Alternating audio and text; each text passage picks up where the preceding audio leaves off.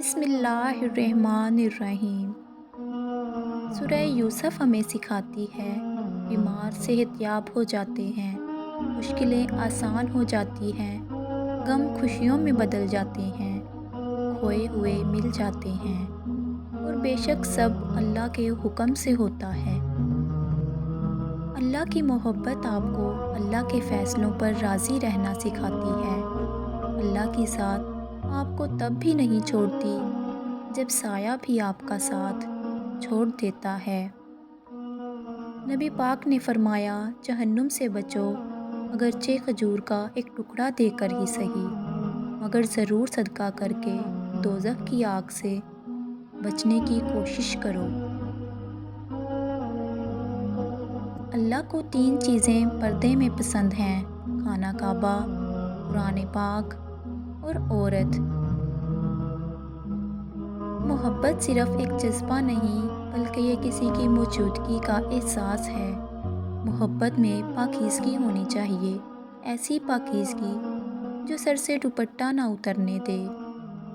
حضرت علی سے پوچھا گیا کہ کیسے پتہ چلتا ہے کون زیادہ قیمتی ہے؟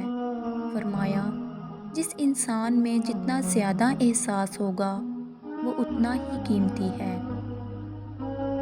اگر آج زندگی مشکل ہے تو کل کی آسانی کا وعدہ بھی اللہ نے کیا ہے۔ اللہ سے مانگو، خوب مانگو، اللہ تمہیں امید سے بڑھ کر دے گا۔ دنیا کے ہر میدان میں ہار جیت ہوتی ہے، لیکن اخلاق میں کبھی ہار نہیں ہوتی اور تکبر میں کبھی جیت نہیں ہوتی۔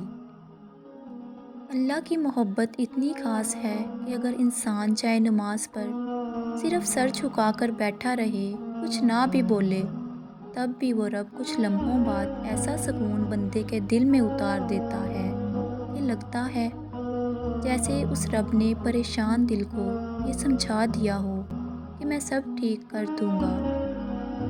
محبت تو اچھی لڑکیوں کو بھی ہو جاتی ہے، لیکن جب انہیں پتہ چل جائے کہ وہ محبت انہیں مل نہیں سکتی تو وہ خاموش ہو جاتی ہیں۔ اچھی لڑکیاں خاموش ہی اچھی لگتی ہیں۔